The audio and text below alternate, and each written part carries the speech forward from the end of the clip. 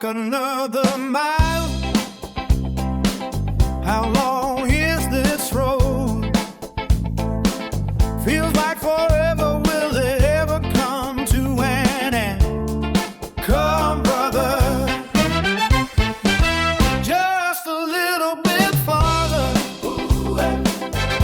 We'll get there soon.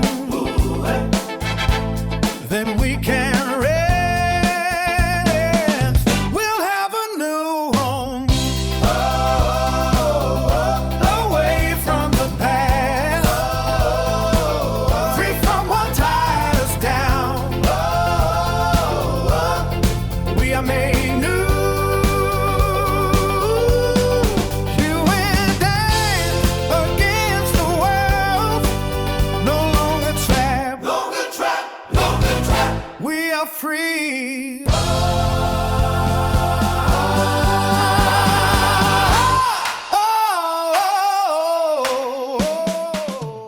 The Yote Brothers Part 2. Written and pictures by the Furry Sith Lord. The brothers continued walking the trail when the sound of a twig being stepped on made Hawkeye's raise his bow and point it in the direction of the sound. He froze as he saw a mother deer standing guard as her 3 fawns were walking across the road. He knew she would give up her life to defend her children, but there was no honor in killing her or her fawns. He quickly lowered his bow and turned away, and Pure Heart watched him. He put his paw on Hawkeye's shoulder. "I don't blame you. Even though we need the food, it would be wrong," Pure Heart said, and Hawkeye's nodded.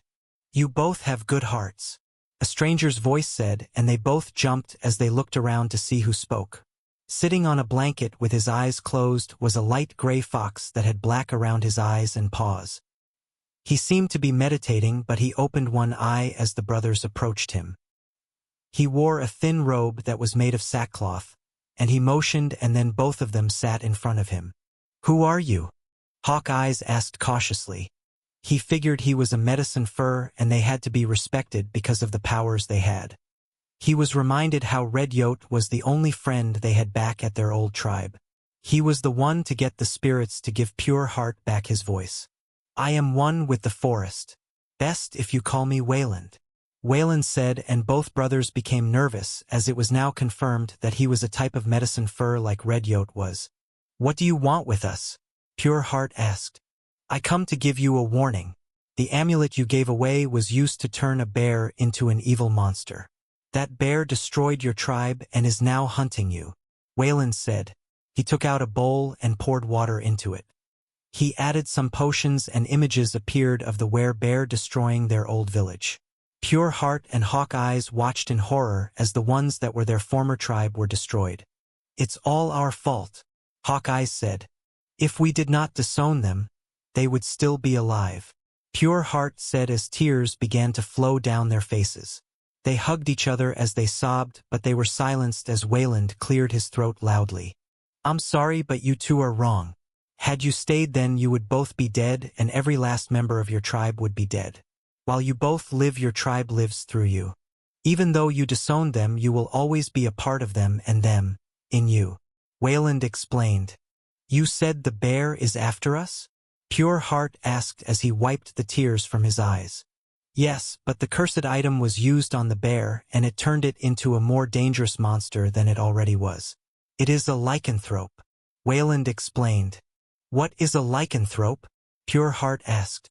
"A condition where a species changes from one species to another, usually when the moon is full.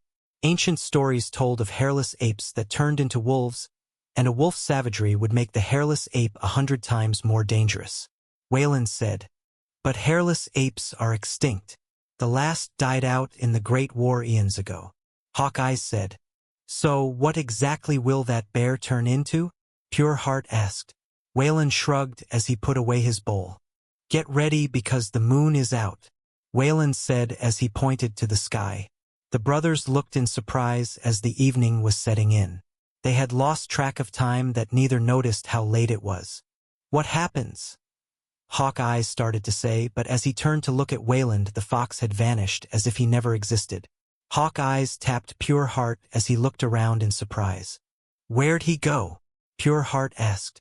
Elsewhere, the bear had stopped walking as the pain in his tummy was becoming unbearable for him. He fell and lay on the ground as his limbs began to shrink.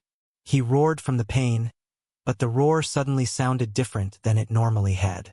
Just when he thought he was about to die, the pain vanished and he lay on the ground breathing heavily. What? What happened? He asked. Then he covered his mouth and noticed how different his hands are from his previous bear form. He was a different species now. He could think and talk, which was new because he could never do that before. What am I? He asked in confusion as he wished he was near a lake or body of water to see his reflection. Maybe if he saw himself, he might know what he had turned into. This ends part 2. We hope you enjoyed it. See you next time for part 3.